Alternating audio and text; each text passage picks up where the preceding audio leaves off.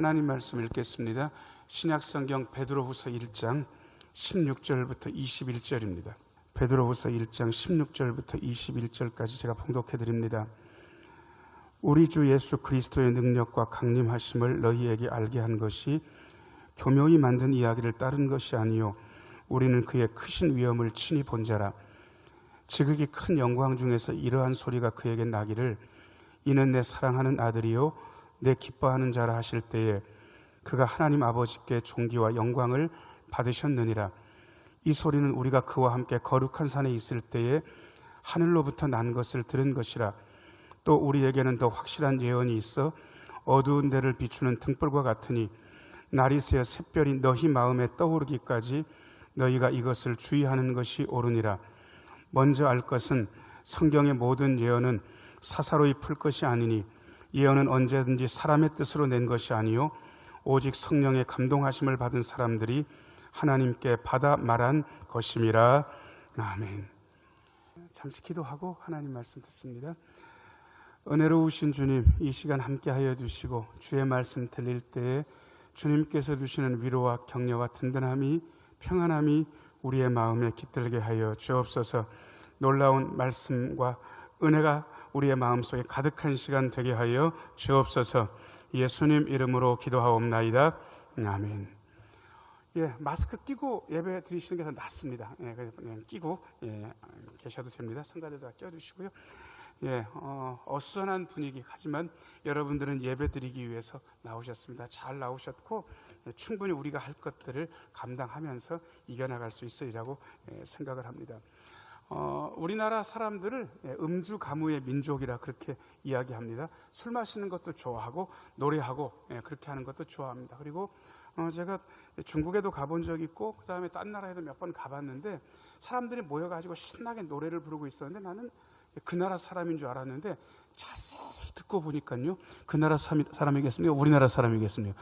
우리나라 사람. 어디든지 노는 게 똑같은 거예요. 그래서 많은 분들이 노래를 한 마디 정도는 해야 된다라고 생각을 하고 그래도 자기 주특기 노래를 하나씩들 가지고 있는 것 같습니다. 그래서 그런 노래들을 몇 번 노래라고 합니까? 몇 번 노래라고 하는지 아시죠?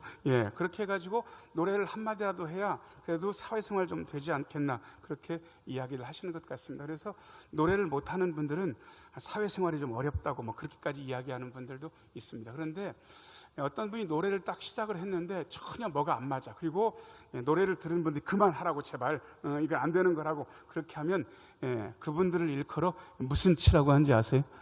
음치라고 그렇게 얘기하잖아요. 저는 음치는 다 음치인 줄 알았는데 노래를 못하는 분들 중에 음치가 아니고 음정은 그냥 그런 대로 괜찮은데 박자를 모르는 분들이 또 간혹 계셔요. 그런 분들은 또 뭐라 그럽니까? 박치라 그렇게 이야기합니다. 그래서 이 음치하고 박치를 교정하는 학교가 있을 정도입니다. 그래서 그 학교에서 어떻게 하나 했더니 세상에 사람 머리에다가 양동이 같은 걸 이렇게 뒤집어 씌워놓고 바깥을 막 두드리면서 박자 감각을 익히게 하는데 저는 그렇게 평생 해도 도움이 안 될 것 같은데 세상에 그걸 한 분들이 음치도 교정되고 박치도 교정되는 걸 보면서 이런 게 또 다 교정이 된다라는 생각을 하게 됐습니다. 근데 저는 음치 박치보다 다른 치 하나를 알고 있는데 이분은 도통 길을 못 찾아요. 심지어 자기 집도 갔다 왔는데 치매도 아닌데 이사 한번 했다고 해서 길을 못 찾는 분들이 있는데 이런 분들 뭐라고 하는지 아세요? 길치. 대표적인 길치가 여러분들이 보고 있는 접니다. 왜냐 그러면 제가 전도사하고 부교육자 생활을 했는데 사람들이 제가 길치인 걸 모르는 이유는 제가 눈물겹게 공부했기 때문에 그렇습니다. 목사님 내일 시골에 문상 갈 일이 있어서 목사님 운전해 주세요. 그러면 제가요 그 전날부터 고민이 많은 거예요. 왜냐 그러면 제가 길치거든요. 그래서 지도책을 두꺼운 걸로 사다가 갖다 놓고 그야말로 몇 번을 그리고 몇 번을 해보고 나서 그 다음에 옆에 그래도 길 좀 아는 분들 태워서 그렇게 다녀오고 했습니다. 그렇게 몇 번을 선고하고 나니까 제가 길친 줄은 모르고 사람들이 저보고 정 목사는 길을 잘 찾는다고 그런 오해가 생기기도 했습니다. 그런데 제가 지도책도 굉장히 불안한데 이게 생긴 다음부터 저의 길치의 고민을 완벽하게 덜어버렸습니다. 그게 뭐겠습니까? 내비게이션. 이거 생기고 나니까 너무 좋은 거예요. 그리고 내비게이션은 좋은 게, 저는 내비게이션을 해도 여전히 길치는 게 드러나는 게, 100m 앞에서 우회전 하세요 그러면 여러분 길을 잘 아는 분들은 80m 가든지 70m 가든지 아는 거야. 요쯤이 100m다. 그런데 저는 100m가 언제쯤인지 잘 모르겠는 거예요. 그래서 어떤 때는 미리 돌기도 하고 어떤 때는 돌아야 될 때 안 돌기도 하고, 그렇게 해서 실수한 적이 있는데, 그래도 괜찮은 건 그렇게 실수해도 결국 따라가다 보면 길을 찾아줍니까? 찾아주는 거예요. 그래서 저는 내비게이션처럼 고마운 기계가 없다는 생각을 가지고 있습니다. 그런데 저는 우리가 뭐 어디 길 찾아가면서 10분 늦고 15분 늦고 이런 거야 무슨 문제가 있겠습니까? 그런데 인생길에도 우리의 내비게이션 하나 있었으면 좋겠다는 생각을 그전부터 했습니다. 길 찾아갈 때 5분 10분 늦는 건 아무렇지도 않지만 인생길에서 잘못해서 길을 놓치게 되면 3년 5년 10년 정도 손해보는 건 일도 아닙니다. 어떤 때는요 그 손해를 보충할 수 없는 정말로 어마어마한 삶의 손해를 입는 것도 제가 봤습니다. 그래서 인생 내비게이션 하나 있었으면 좋겠다라는 생각을 했는데, 세상에 보니까 인생 내비게이션이 있긴 있습니다. 자, 저를 따라서 하세요. 우리에게 인생 내비게이션이 있습니다. 그 인생 내비게이션이 뭔지 사도 베드로의 음성을 들을 만합니다. 첫 번째. 자, 저를 따라서 하세요. 우리에게 확실한 체험이 있습니다. 16절 말씀 비춰줘 보세요. 16절. 같이 한번 읽겠습니다. 시작. 우리 주 예수 그리스도의 능력과 강림하심을 너희에게 알게 한 것이 교묘히 만든 이야기를 따른 것이 아니요 우리는 그의 크신 위엄을 친히 본 자라. 아멘. 가끔 예수 안 믿는 분들하고 얘기하다 보면, 야, 나는 못 믿겠다. 이게 그냥 저절로 있는 거죠. 어떻게 하나님이란 분이 이 세상을 창조했냐. 나는 못 믿겠다. 어떻게 2000년 전에 이스라엘 땅에 왔던 그분이 그냥 잘못해서 죽은 거지, 그분의 죽음이 우리하고 관계가 있다는 얘기냐. 어떻게 그분이 죽음을 이기고 살아났다고 그렇게 이야기하느냐. 그거 지어낸 이야기 아니냐, 만들어낸 이야기 아니냐, 사람들 머릿속에서 궁리해서 된 이야기 아니냐, 이런 소리를 가끔 듣습니다. 지금 그 입장이 16절 여러분들이 보고 있는 네 번째 줄에 나와 있습니다. 네 번째 줄만 같이 한번 읽어보겠습니다. 시작. 교묘히 만든 이야기. 허점은 많이 없어요. 아무튼 교묘히 만든 이야기고 이것은 진실은 아니다, 사실이 아니다라고 여전히 얘기하는 분들이 있습니다. 그런데 사도 베드로 시대에도요, 그건 니들이 하는 이야기, 예수의 부활 이야기는 교묘히 만든 이야기다라고 주장하는 사람들이 있었는데, 사도 베드로는 이렇게 이야기합니다. 다섯 번째 줄, 우리는부터 같이 한번 읽어보겠습니다. 시작. 우리는 그의 크신 위엄을 친히 본 자라. 친히 봤다는 거예요. 경험했다는 거예요. 겪었다는 거예요. 여러분, 우리에게 있어서 이 경험이 얼마나 중요한지를 사도 베드로가 이야기하고 있습니다. 세상 사람들과 사회학자들은 경험이라는 말을 쓰지만 예수 믿는 분들은 경험이란 말보다 더 좋은 말을 하나 알고 있습니다. 자, 저를 따라서 하세요. 우리에게 체험이 있습니다. 한번 겪고 나면 하나님의 모든 이야기가 믿어지는 거예요. 한번 경험하고 나면 하나님께서 말씀하신 모든 이야기에 고개를 끄덕일 수 있게 되는 겁니다. 이것을 일컬어 체험이라 그럽니다. 사도 베드로는 예수님의 제자로 섬길 당시에 예수님께서 따로 높은 산에 올라가실 때 3명의 제자가 따라가는 것을 같이 따라갔던 사람이에요. 아시는 대로 베드로, 야고보, 요한이 그 높은 산에 따라 올라갔습니다. 그리고 예수님의 몸에서 광채가 나고 예수님의 옷이 희게 변하고 그야말로 형용할 수 없는 그러한 상황 가운데서 유명한 두 사람, 구약 성경을 대표하는 모세와 엘리야가 내려왔고, 그리고 예수님과 세 분이서 예수님의 별세에 대해서 이야기하는 것을 지근거리에서 보게 됐습니다. 본 거예요. 친히 본 거예요. 아니, 보고만 있는 것이 아니라 듣기도 했습니다. 17절 18절 말씀, 17절 18절 같이 한번 읽겠습니다. 시작. 지극히 큰 영광 중에서 이러한 소리가 그에게 나기를 이는 내 사랑하는 아들이요 내 기뻐하는 자라 하실 때에 그가 하나님 아버지께 존귀와 영광을 받으셨느니라. 이 소리는 우리가 그와 함께 거룩한 산에 있을 때에 하늘로부터 난 것을 들은 것이라. 이는 내 사랑하는 아들, 내 기뻐하는 자라 하시는 음성을 하늘로부터 나오는 것을 들었다는 거예요. 여러분, 베드로 혼자 들은 게 아닙니다. 베드로와 야고보와 요한 셋이서 들었습니다. 예수님 제외하고.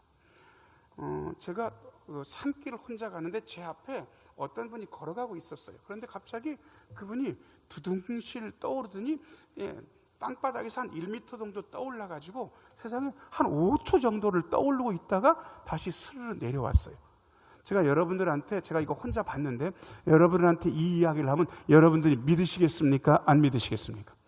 물론 저를 좋아하는 분들, 저 인간이 거짓말할 인간은 아니지 믿어주는 분들도 계시겠지만 저 혼자 본 얘기 아마 여러분들이 안 믿어주실 거예요. 그런데 혹시 제가 우리 김영훈 목사님도 모시고 가고 장로님도 모시고 가고 권사님 서너분이랑 같이 갔는데 세상에 이 서너분 모시고 간 그 앞에서 그분이 두둥실 떠오르면서 한 5초 동안 있는 걸 보고 내려오는 걸 봤어요. 그리고 제가 김 목사님이나 장로님 권사님한테 장로님 권사님 목사님 보셨어요? 그런데 이분들도 똑같이 봤다는 거예요. 그래서 이 서너 사람이 내려와 가지고 여러분들한테 똑같이 봤다고 이야기하면 여러분 믿음직하겠습니까? 덜 믿음직하겠습니까? 그때도 안 믿으실래요? 여러분 이게 왜 이러냐 그러면요, 한 사람 두 사람 목격한 거하고 사람이 많아지게 되면 가능성이 완전 달라집니다. 예수님의 부활을 처음에 막달라 마리아 혼자 봤어요. 엠마오로 가는 두 제자가 봤어요. 베드로가 봤어요. 나중에 11명의 제자에게 나타나셨어요. 나중엔 500여 사람이 같이 봤어요. 500여 분이 같이 경험하고 체험했어요. 어떻게 이게 거짓이겠습니까? 어떻게 이게 교묘히 만든 이야기겠냐고요. 여러분, 그래서 우리는 체험이 확실하다는 사실을 알고 있습니다. 자, 저를 따라서 하세요. 우리에게 확실한 체험이 있습니다. 저도 하나님의 살아계심을 체험했습니다. 초등학교 한 3학년 때쯤 저희 아버지가 목사님 되기 이전에 공무원이셨는데 정신 이상 증세를 보이셨습니다. 병원에 가도 차도가 없었습니다. 시골에서는 차도가 없으면 보통 굿을 합니다. 그래서 동네에서 유명하다는 무당을 불러다 놓고 굿을 하는데 저희 아버지가 너무 발광을 하니까 굿도 안 됐습니다. 동네 무당이 한숨을 푹 쉬더니 저희 할머니하고 어머니를 불러오셔가지고 뭐라고 얘기했냐 그러면 이런 사람은 나는 못 고치고 교회를 다니고 예수를 믿어야 된다고. 무당한테 전도를 받아서 가족 3대가 예수를 믿게 됐습니다. 그리고 진짜로 교회 가가지고 저희 고향교회 기도실 한켠에서 저희 아버지, 어머니, 할머니가 같이 기도하면서 일주일 안에 저희 아버지의 정신 이상 증세가 그야말로 싹 없어졌습니다. 그리고 가족 3대가 한꺼번에 예수를 믿게 됐습니다. 저는 보지는 못했어요. 그런데 그 다음부터 저희 아버지를 따라서 늘 교회 생활을 했지만 초등학교 내내 하나님이 살아계신다고 선생님들이 얘기해주고 먼저 믿은 분들이 하나님이 살아계시다고 얘기를 해줬지만 저는 마음속에 믿을 수 없는 거예요. 초등학교 6학년 방학 12월이 지나면 교회에서는 이미 진급하고 중등부가 됩니다. 중고등부 수련회를 한라산 기도원으로 가게 됐습니다. 그 한라산 기도원에서 같이 갔던 형, 누나들, 선생님들이 눈물겹게 기도하는 것을 제가 곁에서 봤습니다.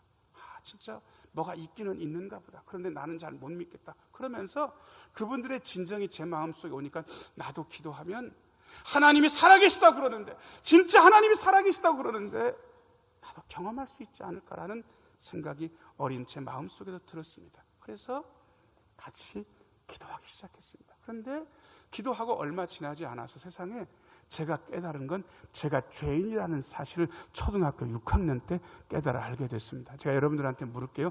초등학교 6학년 애가 있는데 죄인입니까? 죄인입니까? 죄인 아니라 그러지 마세요. 작아도 죄인인, 다 죄인입니다.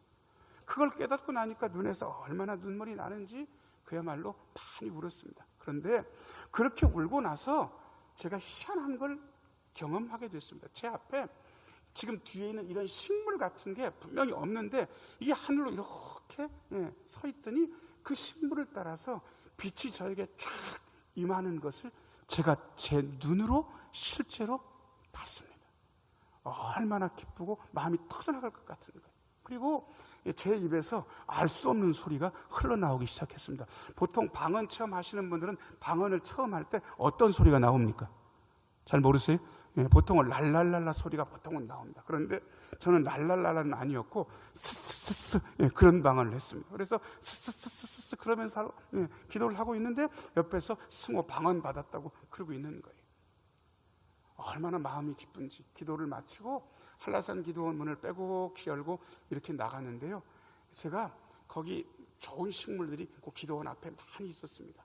진짜 무슨 구름 위, 솜 위를 밟는 기분이었는데, 그 나무가 서 있는 건 맞는데 꼭 춤추는 것처럼 저에게 그렇게 느껴졌습니다. 너무 확실했고 그 다음부터 하나님의 살아계심을 제가 믿게 되었습니다. 여러분, 이 체험은 저에게 확실한 체험입니까? 확실한 체험입니까? 누구한테도 얘기할 수 없는, 추호의 거짓말도 없는 확실한 체험. 아마 여기 앉아 계신 분들이 이런 체험 한 가지씩들 다 가지고 계실 거예요. 여러분, 이런 체험은요, 함부로 말하는 것은 아닌 것 같습니다.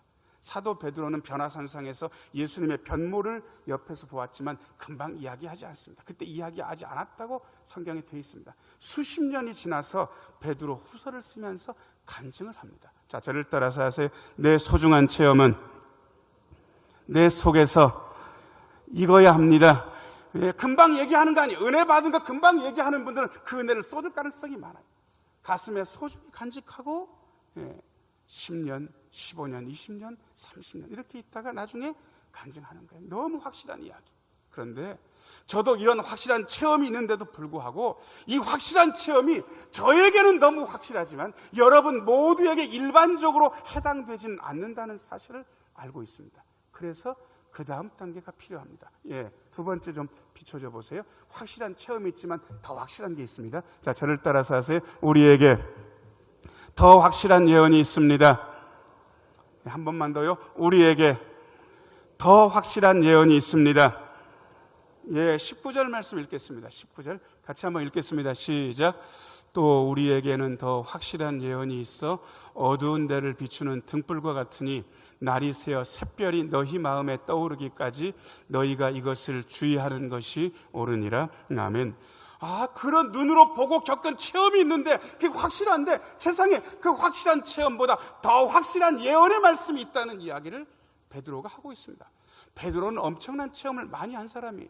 심지어 무리를 걸었어요. 오병이어의 경험을 자기가 빵하고 물고기 조각을 떼어주면서 경험했던 사람이에요. 변화산상에서 예수님이 변모하는 것을 자기 눈으로 보고 하나님의 음성을 자기 귀로 들었어요. 이것처럼 확실한 게 어디가 있습니까? 그런데 베드로의 고백은 이러한 확실한 체험보다 더 확실한 예언의 말씀이 있다는 사실을 우리에게 일러주고 있습니다. 자, 저를 따라서 하세요. 우리의 체험보다 더 확실한 예언이 있습니다. 그런데 이 예언의 말씀을 뭐라고 비유하고 있는지 제가 여러분들 보시는 19절에 세 번째 줄을 읽어드릴게요. 어두운 데를 비추는 등불과 같다라고 이야기하고 계십니다. 여러분, 혼탁한 세상, 어두운 세상, 어디가 길인지 알지 못하는 세상에 우리의 삶을 비추는, 이 세상을 비추는 등불 같은 게 있다 그러면 이것은 우리의 경험이 아니라 더 확실한 예언의 말씀이라고 사도 베드로는 우리에게 일러주고 있습니다. 여러분, 이 사도 베드로가 우리에게 제시한 더 확실한 예언을 언제까지 우리가 붙들어야 되는지 오늘 말씀엔 이렇게 표현합니다. 자, 중간 네 번째 줄 날이 새어부터 같이 한번 읽어보겠습니다. 시작. 날이 새어 샛별이 너희 마음에 떠오르기까지에. 날이 샌다는 말, 샛별이 너희 마음에 떠오르기까지란 이 말이 굉장히 어려운 말입니다. 왜냐 그러면 날이 새는 건 알겠는데 샛별은 하늘에 뜹니까? 우리의 마음에 뜹니까? 어디 뜨지요? 하늘에 뜨잖아요. 그런데 오늘 말씀해 보면 이 샛별이 우리의 마음에 떠오르기까지라고 특별히 표현하고 있기 때문에 도대체 이게 뭘 말하는 건지 신학자들마다 아주 논쟁거리입니다. 그런데 대부분 일치하는 것은 날이 샌다는 말, 샛별이 떠오른다는 말은 주님의 재림을 이야기한다라고 대부분 의견 일치를 받습니다. 그러면 19절 말씀을 쉽게 이야기하면 우리에게는 확실한 체험보다 더 확실한 예언의 말씀이 있는데 이 예언의 말씀은 어둠을 밝히는 등불과 같은데 우리가 주님의 재림이 이루어질 그때까지 우리가 이 말씀을 붙잡아야 되지 않겠는가라고 사도 베드로가 우리에게 이야기하고 있는 것입니다. 여러분, 말씀을 붙잡는 방법도 사도 베드로는 우리에게 이야기하고 있습니다. 여러분들이 보시는 대로 밑에서 두 번째 줄 보면 우리가 잘 아는 두 글자 단어가 있습니다. 그게 뭡니까? 주의입니다. 주의. 보통은 제가 택배 같은 걸 받았는데 거기 보면 가끔 유리 제품 같은 걸 시킬 때가 있는 거예요. 그래서 그거를 뽁뽁이라고 보통 우리가 알고 있는 그 비닐로 싸고 잘 싼 다음에 그 바깥에 뭐라고 택배 제품에 써 있는지 여러분 아시요? 취급 주의, 그 다음에요 파손 주의, 뭐 이렇게 써 있는 걸 제가 봤습니다. 조심스럽게 만져라, 이런 뜻이겠죠. 여러분, 하나님의 말씀을 대할 때도 마찬가지입니다. 하나님의 말씀은 우리의 삶과 죽음을 가르고 우리에게 천국과 지옥에 대한 정확한 지침을 일러주기 때문에 의사 선생님의 메스보다 사실은 더 위험스러운 겁니다. 그래서 하나님의 말씀에 대해서 조심스럽게 대하라고 사도 베드로가 우리에게 이야기합니다. 자, 저를 따라서 하세요. 우리는 하나님의 말씀을 조심스럽게 대합니다. 이 조심스럽게 대하라는 말을 이렇게도 이야기합니다. 20절 말씀 같이 한번 읽겠습니다. 시작. 먼저 알 것은 성경의 모든 예언은 사사로이 풀 것이 아니니. 우리는 성경 말씀 가지고 이것저것 판단하는 버릇이 예수를 믿기 시작하면서 우리에게 생기기 시작합니다. 그래서 우리는 어떤 사람의 모습을 보고 저건 아닌 것 같다 라는 생각, 밑바닥에 뭐가 있냐 그러면 성경 말씀에 저건 아닌 것 같은데, 성경 말씀에 저 사람의 말은 틀린 것 같은데, 이런 식으로 자꾸 판단을 합니다. 근데 여러분, 그거 아세요? 우리는 성경 말씀을 나 자신에게 적용시킬 수 있는 존재는 맞지만 남을 성경 말씀 가지고 판단할 자격과 능력이 없다는 사실입니다. 여러분, 저를 따라서 하세요. 우리는 성경의 말씀으로 내 자신을 살펴봅니다. 욥은 큰 어려움을 겪은 사람이었습니다. 한꺼번에 재산을 잃었고 자식 10남매를 잃었고 건강을 잃었습니다. 하지만 욥은 자신의 불의함 때문에 그렇게 된 것이 아닌 것을 확신하고 있었습니다. 그리고 사실 우리가 욥기를 읽어보면 하나님하고 사탄이 내기한 것 때문에 욥이 그 곤란 당했다는 사실을 이미 알고 있습니다.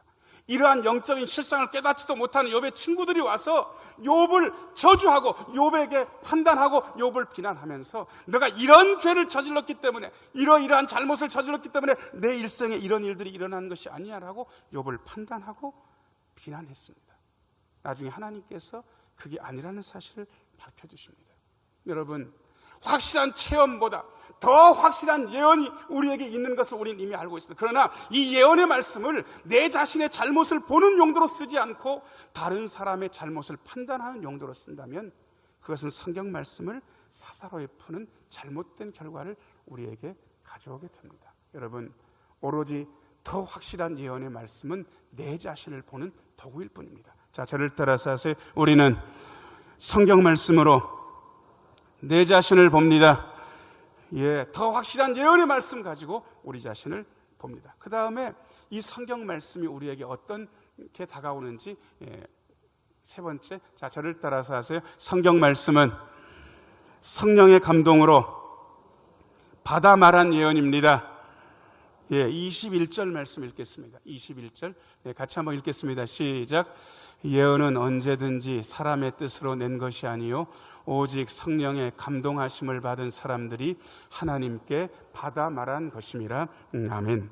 처음에 말씀, 소리가 있었습니다. 그런데 그 소리가 오래 남지 않기 때문에 그 소리를 글자로 만들어서 적기 시작했습니다. 그래서 우리는 성경 말씀을 대할 때 소리로 먼저 보지 않고 글자로 먼저 봅니다. 자, 여러분 성경책 보여드릴게요. 자, 여러분, 보통 하얀 것은 여백이고 검은 것은 뭐라 그럽니까?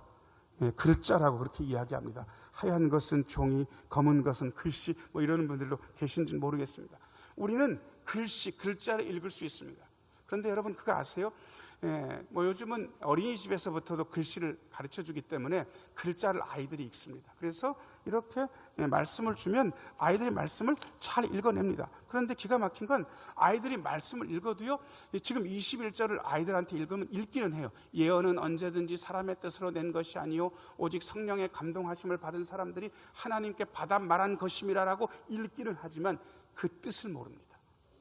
여러분, 글자를 읽으면서 우리가 알아야 되는 것은 뜻을 아는 게 필요합니다. 자, 저를 따라서 하세요. 우리는 성경의 글자를 통해 뜻을 압니다.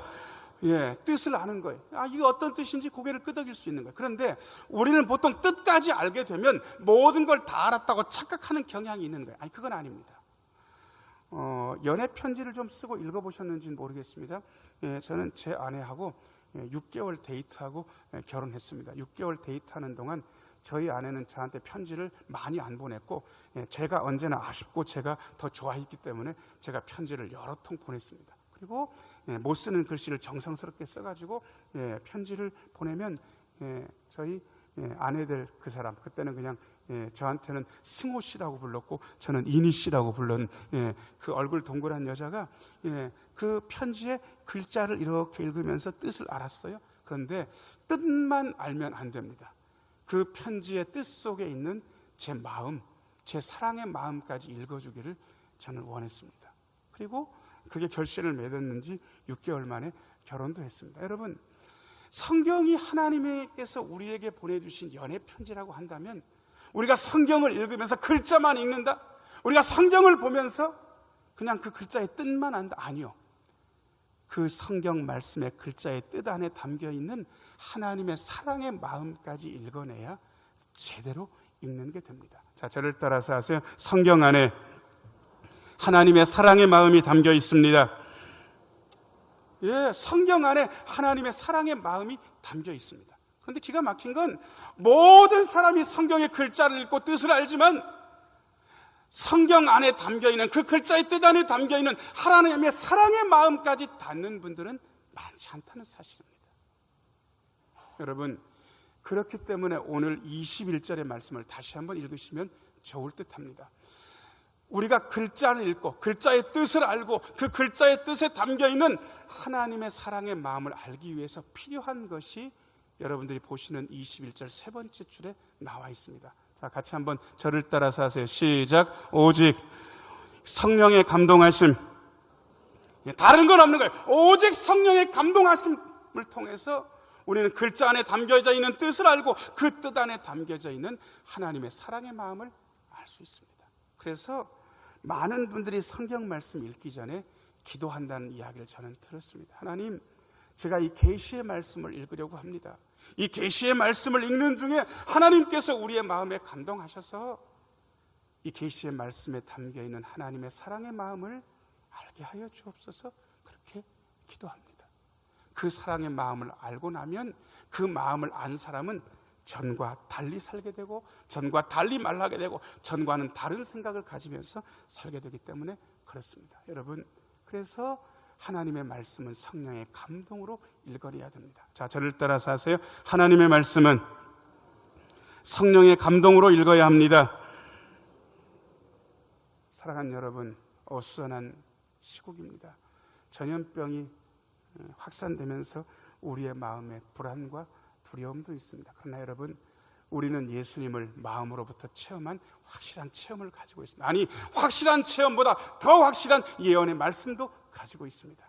그 예언의 말씀을 성령의 감동 따라서 읽으면서 우리는 그 예언의 말씀에 담긴 하나님의 사랑의 마음을 알 수 있습니다.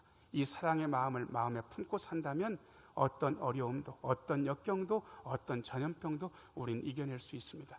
하나님의 사랑의 마음을 말씀을 통해서 더 확실한 예언의 말씀을 통해서 만드시면서 힘있게 전진해 나가시는 우리 모두가 되기를 예수님의 이름으로 축원합니다. 기도하겠습니다.